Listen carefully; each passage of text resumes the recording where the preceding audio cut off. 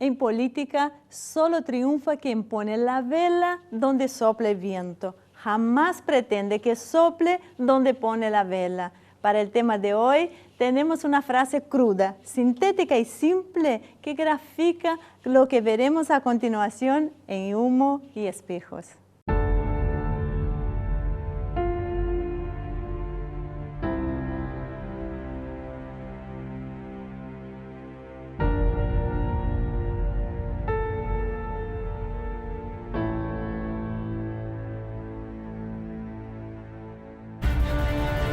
El farmacéutico es uno de los lobbies más influyentes del mundo. 应对挑战，利益频率破解。 Конечно, должны работать кооперативно, должны... Farmacéuticas tienen demasiado poder. Avecina una gran guerra entre la realidad virtual y la realidad aumentada.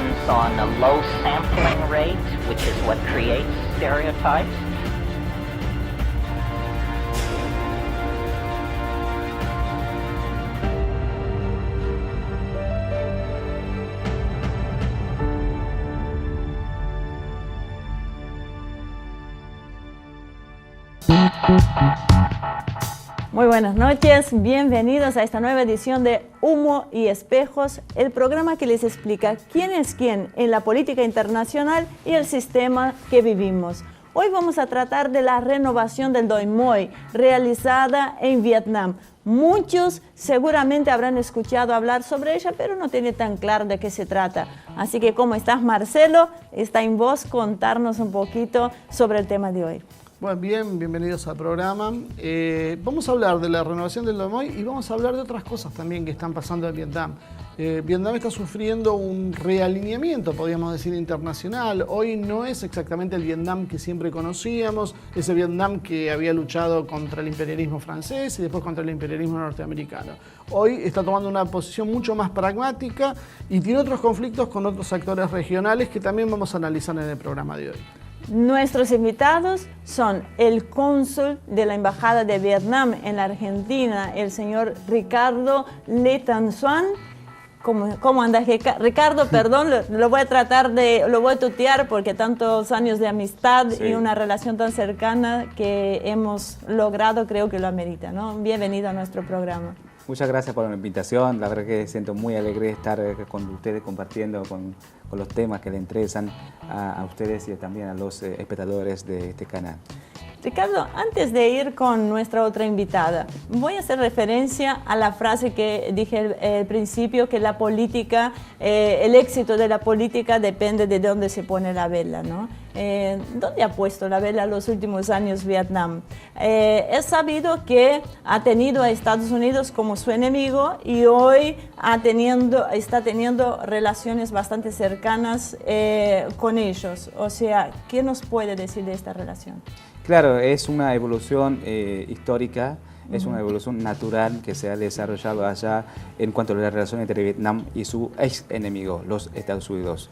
Ahora se puede considerar que son amigos, seguro, porque ¿amigos en qué sentido? En que se puede cooperar en sentido de beneficiar a ambos lados, tanto vietnamita como estadounidense, y nosotros el sentido que queremos aportar mucho es construir, mantener y fortalecer la paz regional y la paz mundial. Y eso porque más que cualquier otro país, Vietnam hemos sacado muchas lecciones sobre el rol y la importancia de la paz. Porque sin la paz no se puede construir nada. Y es una lectura muy grande de nuestro país. Y realmente el país quedó destruido por muchas veces en la historia de la construcción y defensa de la nación vietnamita, porque siempre tuvimos que enfrentar muchos intentos de invasión. Bueno, déjame presentar a nuestra otra invitada, que es la presidenta del ICAP, el Instituto Vietnamita Argentino. Es también una querida amiga. Bienvenida, Poldi, un gusto tenerte acá con nosotros. Muchas gracias. De vos espero esta visión, porque vos tenés toda una historia con Vietnam, ¿no? Desde sus comienzos. Vos estuviste ahí cuando arrancó el tema de la guerra, así que haceme algo cortito de cómo fue este comienzo, cómo llegaste a descubrir del cuore Vietnam. Bueno, pasa que cuando yo era jovencita, era la guerra de Vietnam. que tenía conmocionado al mundo. A mí me tocó vivir en aquellos años en Europa. Estuve, por ejemplo, en Francia en mayo del año 68. Y Vietnam era la conciencia de la época. Y bueno, de aquellos años me vinculé a los vietnamitas y después, al devenir de los años, nos hemos encontrado en diferentes países. Y bueno, y al final se concretó en un Instituto de Cultura aquí para fortalecer las relaciones entre ambos países y que va a cumplir 20 años de trabajo. ICAB, Instituto de Cultura Argentino-Vietnamita. Esto era lo que me faltaba. Bueno, antes de seguir la charla con ellos, los invitamos a ver nuestro informe, que quisiera aclarar debido a los mails, los mensajes que recibí en el programa anterior, que es un único informe dividido en 2 pequeñas partes, para que sea más llevadero y podamos desarrollar mejor el tema. Así que los llevamos a la primera parte del informe sobre la renovación del Doi Moi.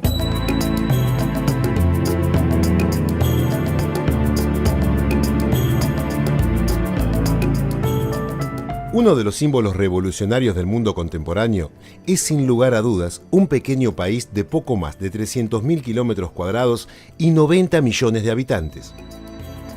Dueño de una extensa historia que lo marca como parte del Imperio Chino hasta el siglo X, cuando consigue su independencia, Vietnam ha ganado popularidad por haber derrotado a Estados Unidos, la principal potencia del mundo. La historia de Vietnam es larga y compleja. Se mantiene independiente hasta que en la segunda parte del siglo XIX es colonizada por Francia. El dominio del país europeo convierte a Vietnam en la Indochina francesa hasta la llegada de la Segunda Guerra Mundial, cuando Japón invade el país y toma el control de sus recursos. En este periodo, comienzan a surgir con fuerza movimientos nacionalistas para luchar contra los invasores. Entre estos movimientos se destaca un joven representante del Partido Comunista llamado Nguyen Sinh Khun, que pasaría a la historia con un nombre adoptado en los años de clandestinidad, Ho Chi Minh. Francia, luego de la derrota de Japón en la Segunda Guerra Mundial, retoma el control de Vietnam y se enfrenta con la resistencia armada de un Ho Chi Minh que había adquirido una larga experiencia revolucionaria en sus vivencias por el mundo. En 1954, los nacionalistas encabezados por Ho Chi Minh derrotan definitivamente a los franceses en la célebre batalla de Dien Bien Phu, pero a pesar de la victoria de las fuerzas de Ho Chi Minh, no consiguen el control total de Vietnam y deben aceptar en Ginebra un acuerdo que divide al país en 2 en el paralelo 17. Nace entonces un norte bajo la órbita socialista con el apoyo de la Unión de Repúblicas Socialistas Soviéticas y de China. Durante los años previos a la Revolución Socialista China, Ho había cementado sus relaciones con Mao Zedong en su lucha revolucionaria, lo cual le significó años de cárcel y de tortura. Mao estaba en deuda con el futuro líder vietnamita y por ello debía ayudar a su antiguo camarada en sus acciones revolucionarias. Mientras el sur, que apoyó a Ngo Dinh Diem, quedaba bajo la influencia de los Estados Unidos. El país quedaba entonces dividido en 2, reflejo de un mundo también dividido entre socialistas y capitalistas.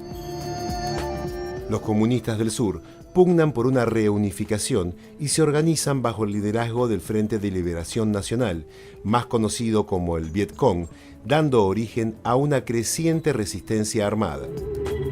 Pese a las diferencias, hubo intentos de reunificación pacífica del país por medio de elecciones, pero los informes de la CIA de esa época indicaban que la situación hacía más que probable la victoria del norte en la votación, por lo que la opción democrática fue abortada.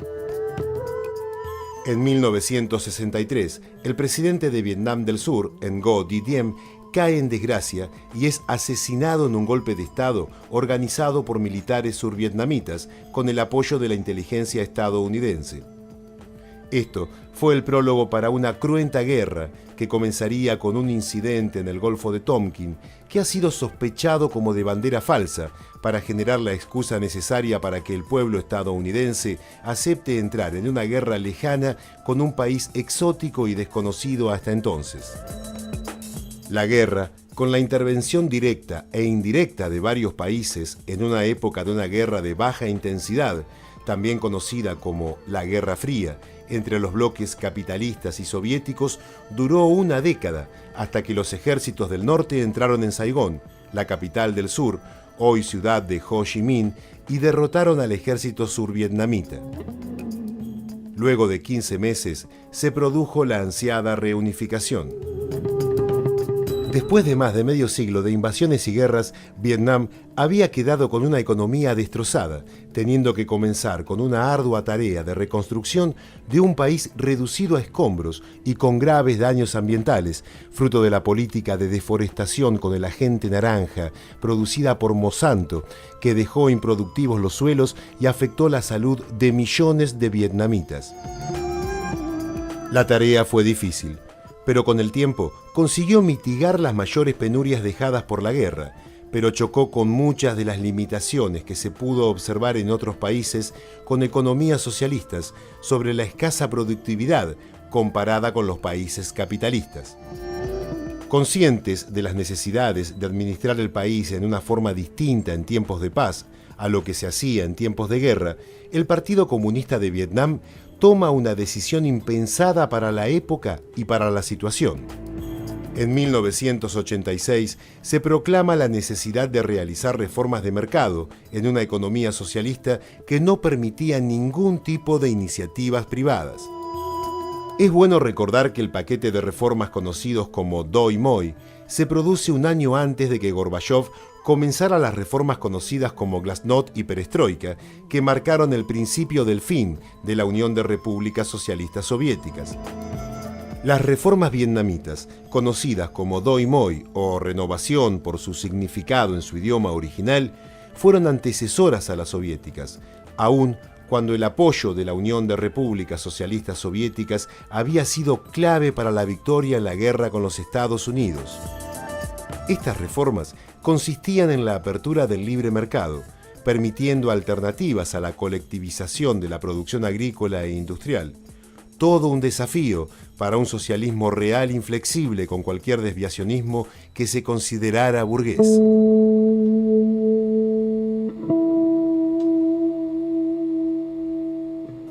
Bueno, en esta primera parte quisimos hacer un raconto histórico para poder encuadrar el tema y poder entender de qué estamos hablando. Antes de meternos específicamente en el tema del Doi Moi, me quedé con una cosa que dijo Ricardo y que me quedó picando. Llamó a Estados Unidos de amigos. Y es una cosa que es fuerte para los que hemos seguido toda esta historia. No amigos, no enemigos. No es lo mismo. Ex enemigos. No es lo mismo. No es amigo que ex enemigos. Bueno, vamos a empezar por la dama. Me gustaría saber cómo después de toda tu historia asimilás esto, este nuevo cambio. El nuevo cambio, mira, para asimilarlo hay que ir a Vietnam y percibir el cambio. Después de lo cual uno dice, bueno, la verdad, si hay alguna cosa que a uno lo irrita desde Latinoamérica por nuestra idiosincrasia, sobre todo con el imperio, si a los locales les trae bienestar y ellos están felices, y bueno, hay que aceptarlo, ¿no es cierto? Por supuesto es difícil para nosotros, sobre todo las cosas internacionales de envergadura, como lo del Pacto del Pacífico. Eso es realmente difícil. Eso ya lo vamos a abordar. Me acordé de una charla con el embajador anterior, Nguyen Van Dao, un excelente embajador de estas personas queridas que quedan, que él hablaba de cierto pragmatismo, ¿no?, en la relación con Estados Unidos.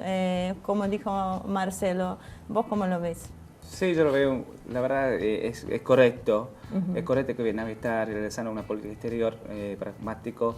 Es favorable no solamente a Vietnam, sino también con los países que Vietnam tenga sus relaciones. Claro, porque es favorecer a que la paz en desarrollo de prosperidad se puede concretar a través de ese pragmatismo. Porque siendo un país chico, siendo un país pequeño, muy populoso, hay que garantizar que esos 93 millones habitantes tengan la posibilidad de crecer. Y entonces no es poca cosa.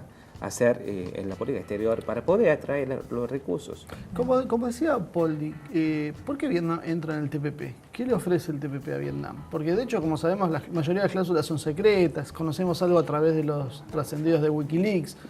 Ustedes de primera mano que ya son parte de eso, ¿qué nos pueden decir? Claro, fue una decisión muy difícil de tomar. Cuando nosotros empezamos a negociar desde la entrada al TPP, pero cuando empezamos a negociar, a analizar sobre la base circunstancial de Vietnam y analizamos la estrategia de nuestra política exterior y también la necesidad que íbamos a tener en el futuro por el desarrollo de nuestra nación. Así que, o sea, vimos todo el lado positivo y el lado negativo. O sea, hay que pagar un costo, pero lo que supera el costo que hay que pagar es el beneficio que se puede ganar. Entonces, entre el beneficio y el costo, nosotros decimos que tener beneficio y también pagar un poco de costo. ¿Eso es porque es muy competitivo Vietnam hoy? Realmente tenemos varios sectores muy competitivos en el mercado mundial. O sea, podrían abrirse libremente por eso, por ejemplo, en el sector de textil, de calzado, que requiere mucho, o sea, que puede ofrecer mucho empleo a los vietnamitas, que necesitamos tener más empleo. Por eso esos sectores son muy además tiene buena calidad, muy competitivo y puede ofrecer mucho al mercado mundial. Por eso sí podemos participar más en el mercado de estos sectores. Significa que los vietnamitas puedan obtener mucho más empleo. Vietnam ha avanzado muchísimo durante muchos años. Poca gente se daba cuenta que era la segunda economía en crecimiento en Asia, atrás de China, o sea, y que hay 93 millones de habitantes. Vos, Poldi, que viviste este cambio, que acompañás desde hace muchos años, desde aquel entonces, de aquel Vietnam destruido, que mucha gente todavía lo tiene en la mente, todavía esto es lo lamentable porque no conocen la potencia, conoce el Vietnam de la guerra. ¿Qué nos decís así en cortito de 30 segundos para de cómo es el Vietnam hoy? El Vietnam hoy es realmente lo que estás diciendo, es la segunda economía y eso se nota, se respira y se ve. Porque de año a año el cambio es espectacular, es realmente espectacular. O sea, hoy ya no es ese país que uno veía con trincheras, en bicicletas, hoy Vietnam ha cambiado. ¿Cómo le describirías a alguien que no conoce mucho hoy Vietnam? Es otro mundo. Y si vos preguntás al vietnamita por estos años pasados de la guerra, te dicen que vayas al museo. Sí, que vayas al museo. Impresionante. Sí, los vecinos que viven en mi casa, que en la aldea, que donde vive mi padre, también se nota un enorme cambio, y año por año. Yo, por ejemplo, 3 años he estado acá, que sin ver mi país, en realidad, cuando vuelvan pronto ya, será otro Vietnam. Que es increíble el crecimiento. Tenemos que ir a un pequeñísimo corte, pero enseguida volvemos para retomar con la charla. ¿Cómo no? Así que no se vaya. Enseguida volvemos con la columna de Damián Jakubowicz, que como siempre está súper interesante.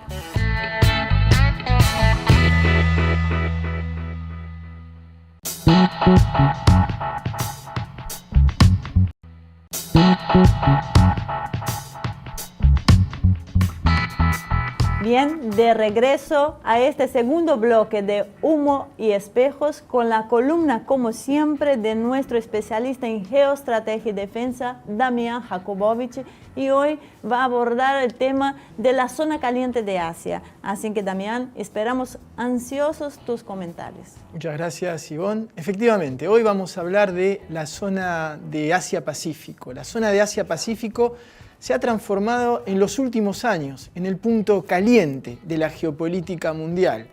Una de las pruebas que tenemos es que Estados Unidos ha basculado militarmente, llevado más del 50% de su poderío militar a la zona de Asia-Pacífico, dejando de lado el histórico Medio Oriente. Esto es uno de los grandes golpes de timón que ha dado silenciosamente Barack Obama. Por supuesto que este basculamiento militar se debe a 2 razones. La primera, por supuesto que Asia-Pacífico es ahora la nueva zona de la economía mundial donde se encuentra el competidor número 1 que tiene Estados Unidos, que es China. Entonces, meterse en el patio trasero de China es importante. Y el segundo punto que le permite a Estados Unidos dejar un poquito de lado Medio Oriente es justamente el hecho de que poco a poco Estados Unidos está logrando la tan ansiada autonomía energética. Entonces el Medio Oriente deja de ser vital, si quiere, para transformarse en un punto importante.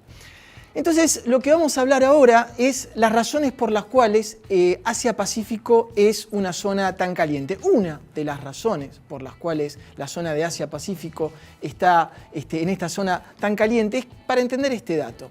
En el mundo existen 60 conflictos territoriales activos, de los cuales 30 son alrededor de disputas marítimas de islas. La mayoría de estas 30, de la mitad, se encuentran concentrados entre Asia, o sea, Asia-Pacífico, y África.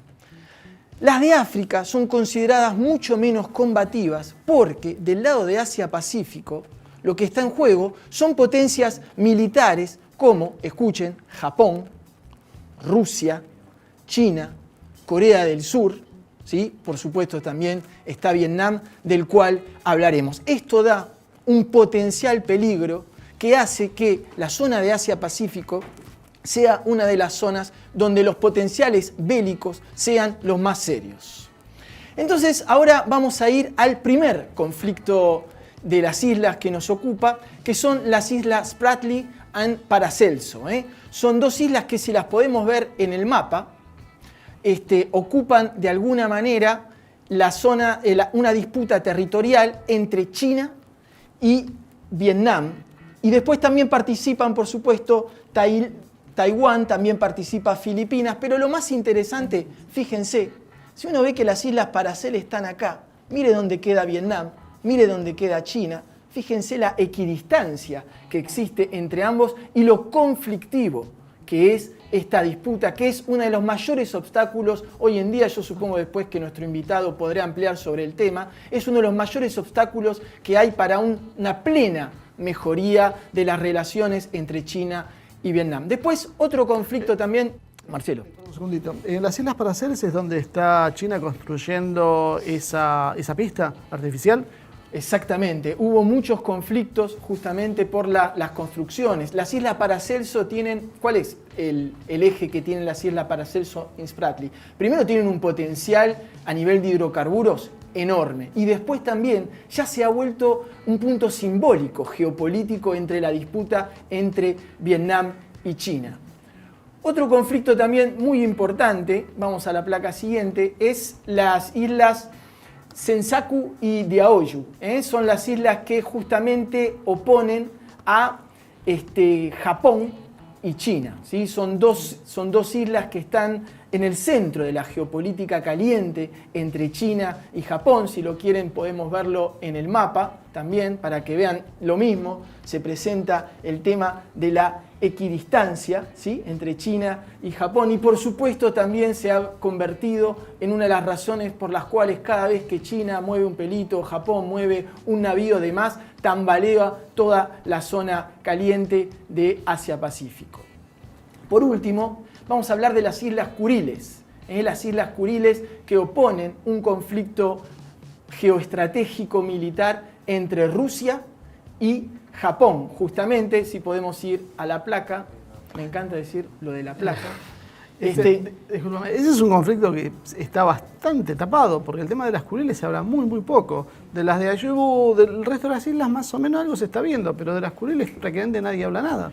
Correcto, de las Kuriles se habla poco, Rusia las tiene ocupadas desde el 45, ¿sí? Y también es uno de los puntos calientes que existe entre Rusia y Japón. Fíjense, y lo vuelvo a repetir, fíjense los actores que les nombramos en los conflictos: China, Rusia, Japón, potencias militares, de las primeras potencias militares en el mundo. En América Latina, ¿sí? También tenemos conflictos isleños muy conocidos. Los argentinos, por supuesto, que estamos mucho más sensibles, y vamos a la placa siguiente, al tema de las Malvinas.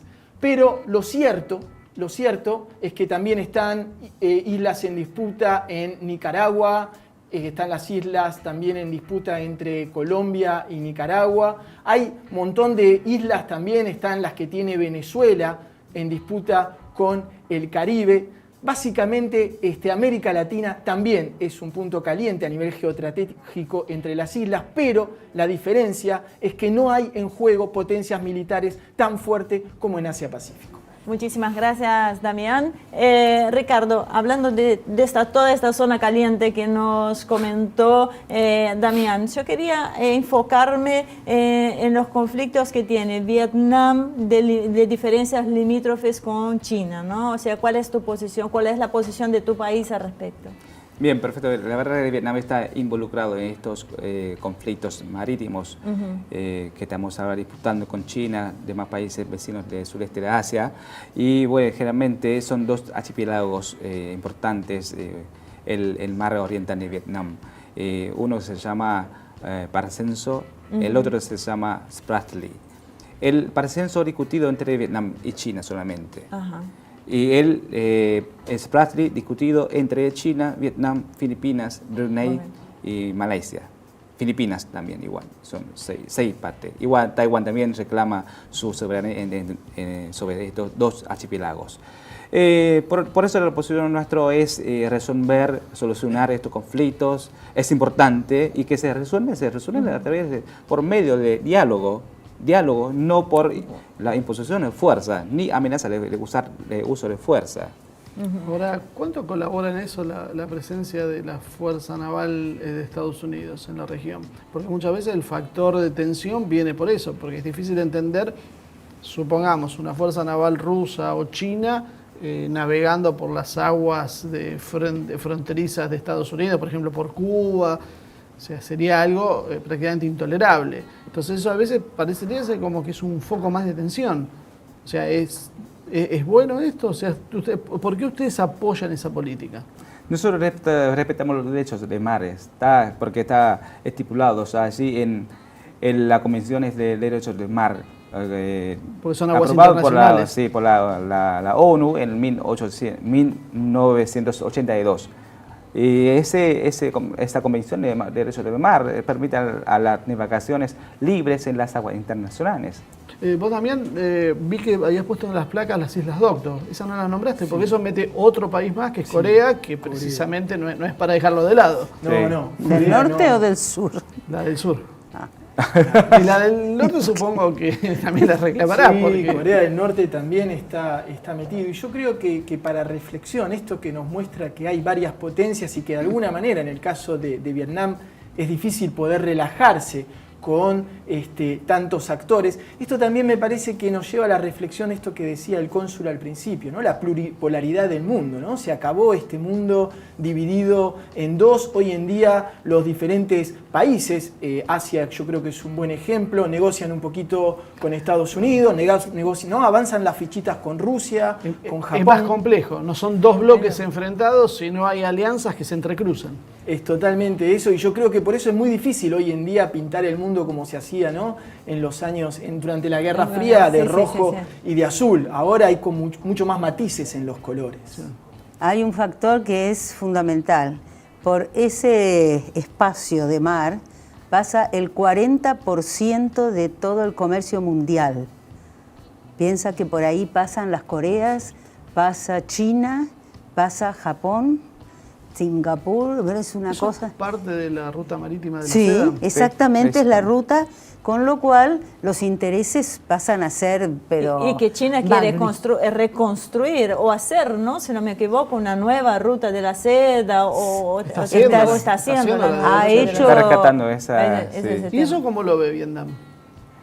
Nosotros vemos todos positivas en las iniciativas de incrementar, fortalecer la integración regional, porque como vemos, la integración siempre ayuda a resolver todo tipo de conflictos. Bueno, sí, la ruta de seda resuelve, ayuda a eso, sí, favorecemos. Ya se nos acabó el tiempo de este bloque, así que tenemos que ir nuevamente a un pequeño corte. Muchísimas gracias, Damián. Siempre es un placer compartir este bloque con vos. Nos deja mucho. Tener esa visión integradora que a veces cuesta unir todas las fichitas y que ayuda a verlo globalmente. Claro. Bueno, y así como los tenemos acostumbrados, no se vayan. Un pequeñísimo corte y ya volvemos.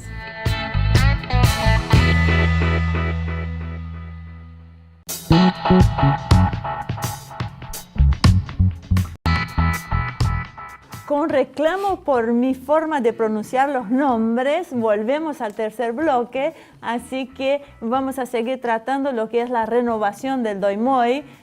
Recién estuvo con nosotros en el bloque anterior Damián Jakubowicz, y ahora seguimos con el cónsul de la Embajada de Vietnam, Ricardo Le Tan Xuan, y la presidenta del Instituto Cultural Argentino-Vietnamita, Poldi Sosa. Así que bueno, acá estamos de regreso, pero antes de empezar a hablar, los voy a llevar a ver la segunda parte del informe que les preparamos.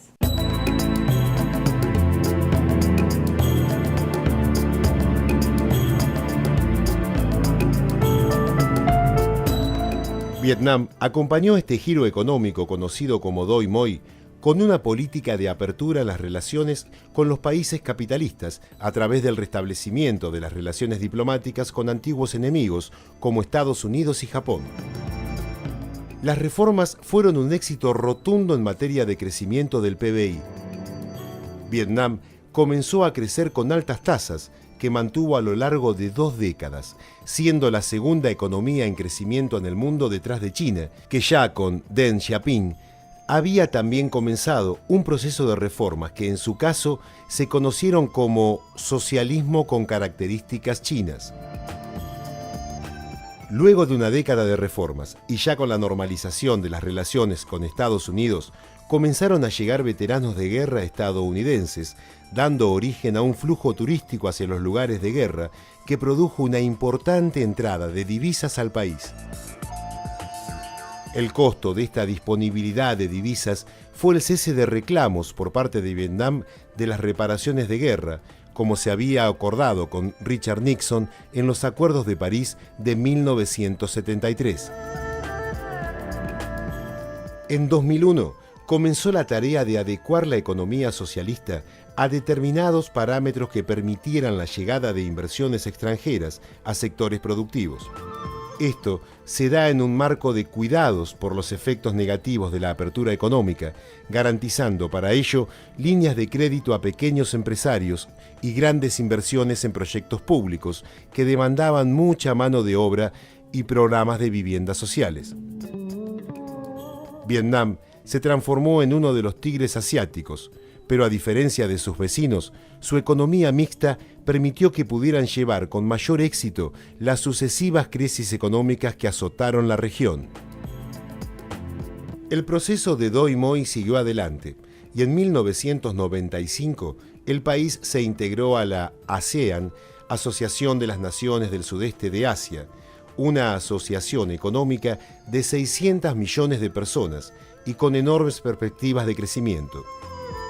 En el 2006 da un paso fundamental e ingresa a la Organización Mundial de Comercio, transformando a Vietnam en un país con una economía considerada de mercado, lo que le permite acceder a otros mercados con sus productos. Sin embargo, las reformas económicas del Doi Moi reintrodujeron en el país las diferencias económicas y sociales que casi habían desaparecido durante los años de socialismo clásico. Las reformas en la política agraria, que han permitido el desarrollo de la producción, también significaron, por la división y entregas de tierras, que no pocos campesinos quedaran sin trabajo.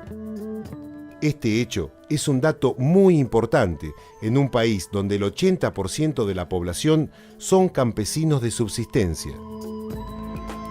La diferencia de ingresos entre los sectores más ricos de la población y los más pobres era a inicio de los 2000 de 4-1. Una diferencia alarmante para el tipo de sociedad que procuraba, pero que de todas maneras, y gracias a las políticas de contención, no llegaba a los extremos que se vivieron en la China posterior a sus reformas. El acceso a los servicios de sanidad se ha visto complicado por la diferencia de ingresos y la necesidad de pagar por dichos servicios a partir de la liberalización de la economía. Para disminuir el impacto negativo, los servicios se brindan en forma gratuita entre los más pobres. En materia de educación, se viven experiencias parecidas y se estima que entre un 15 y 30% de los ingresos son dedicados a la educación. Vietnam ha conseguido un enorme desarrollo. Hoy no solamente es un gran productor de arroz, café, petróleo y pescados, productos primarios de escaso valor agregado, sino que ha comenzado el proceso de incorporación de valor a la producción de productos intermedios como textiles, electrónicos, productos de madera y maquinarias, camino que han seguido todos los países asiáticos en sus caminos de desarrollo. Su desarrollo es una excelente oportunidad de observar cómo funciona una economía socialista que se ha reconvertido en capitalista, pero con una fuerte intervención estatal. Todo parece indicar que Vietnam seguirá creciendo en los próximos años y se espera que en la próxima década se transforme en un país desarrollado, aunque para ello ha debido sacrificar muchas de las premisas que el socialismo radical considera como concesiones incompatibles con su filosofía. Vietnam ha logrado en 3 décadas de reformas salir de la pobreza y constituirse en una nación que crece día a día, y gran parte de su población disfruta de los beneficios económicos, pero ha dejado en el camino a aquellos que no han podido adaptarse exitosamente al nuevo funcionamiento. ¿Cuál es la fórmula entonces? ¿Qué es mejor para su pueblo? ¿Una sociedad igualitaria pero pobre o una rica con desigualdades? El debate ha comenzado.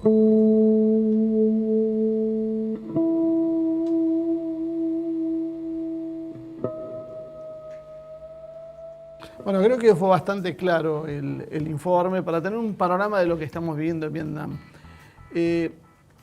Nosotros popularmente acá se conoce mucho el proceso de China, mucho, por lo menos se conoce bastante más. Muchos trazan un paralelo con el de Vietnam. ¿Qué diferencias y qué igualdades, qué cosas parecidas hay entre uno y otro proceso? Sí, hay cosas similares. Eso es el punto de partida de ambos países, tanto chino como vietnamita, cuando cada uno empezó su proceso de renovación. Pero bueno, el proceso de renovación en China se llevó a cabo más temprano que en Vietnam, casi 10 años más que en Vietnam. Y China tiene sus características diferentes, cada cual tiene sus particularidades, tanto sociedad china como sociedad vietnamita. Nosotros basamos sobre la nuestra, pero en proyecto las metas son parecidas las metas. Es conseguir una sociedad con más igualdad, una sociedad con mayor desarrollo, mayor crecimiento, pero mayor igualdad social. Y el costo social que deviene de esto es un poco lo que se preguntaba en el informe. Hay ganadores y perdedores en esto. Exactamente, porque ¿viste? Hemos hablado de que el socialismo de Vietnam realmente para nosotros no existe todavía, porque estamos en el camino de construcción, de construirlo, el socialismo. Por eso estamos en proceso de producir riqueza. Y entonces si aplicamos las reglas del mercado, seguro que eso trae como consecuencia que habrá ganadores y perdedores. Pero eso, en el caso de los perdedores, necesita la intervención estatal. Garantizar que las clases más necesitadas, más vulnerables, puedan obtener mayor beneficio de esa competencia. Pero si sin competencia no va a crecer, no va a participar muchos, específicamente en el sector empresarial, porque es la locomotora de la producción nacional. Vos, Poli, ¿cómo lo ves desde una Argentina que conoce Vietnam? Sobre todo, ¿cómo es el aspecto de la penetración cultural? Porque da la sensación como que los países asiáticos se están occidentalizando y Vietnam no es una excepción. Y Vietnam pasó, el pueblo vietnamita pasó del campo a la ciudad, de la bicicleta a la moto, de la moto al auto, de la feria popular al shopping. Exacto, entonces, ¿cómo ves hay cosas buenas, pero también hay cosas malas. Sí, claro. Llegan las grandes corporaciones internacionales, llegan con su gran promoción. Entonces, por ejemplo, uno de los productos que ellos promocionan es una fórmula para darle al bebé cuando es pequeñito, porque ese bebé va a crecer divino, como los daneses, ¿sabes? Entonces las familias hacen un esfuerzo extraordinario porque es recontra caro. Hay que pagar esa historia. Pero el vietnamita va a dejar de se ser deja la lactancia materna. Y esa es, digamos, el regalo para el bebé es la lactancia materna. De ninguna manera la fórmula Nestlé. Sabemos que eso es un paliativo en caso de que no pueda haber lactancia materna. Solamente en ese caso.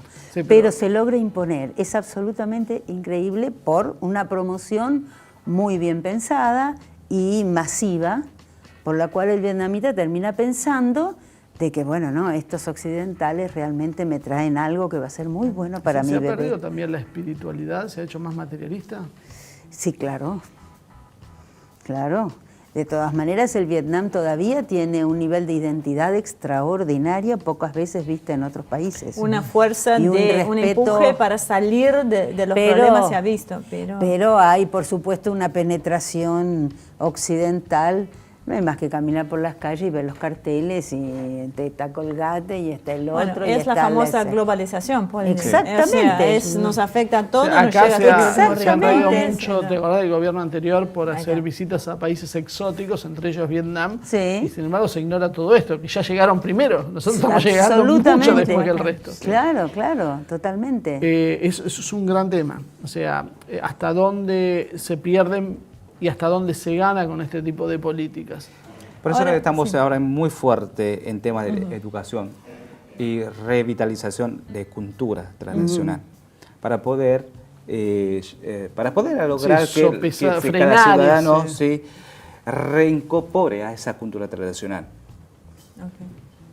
reabsorbiendo los valores tradicionales, conservarlos, a enfrentar cualquier tipo de penetración cultural extra. Me decía Damián, que fuera de cámara charlando, que él vio una encuesta muy confiable que veía que 2/3 de los jóvenes veían como positivo un acercamiento a Estados Unidos. Sí. ¿Hay una diferencia entre lo que piensa un vietnamita mayor y un vietnamita joven? No solo en esto, sino me refiero al modelo en general. Yo creo que es una evolución natural, porque ¿viste? Los jóvenes ahora ya no han vivido los tiempos difíciles como las viejas generaciones, hasta la mía también, que vivimos con muchas dificultades económicas, y los jóvenes ahora puedan obtener muchas oportunidades de crecer con mayor facilidad que la nuestra. Y entonces las cosas vienen con un poco más de facilidad, entonces piensan.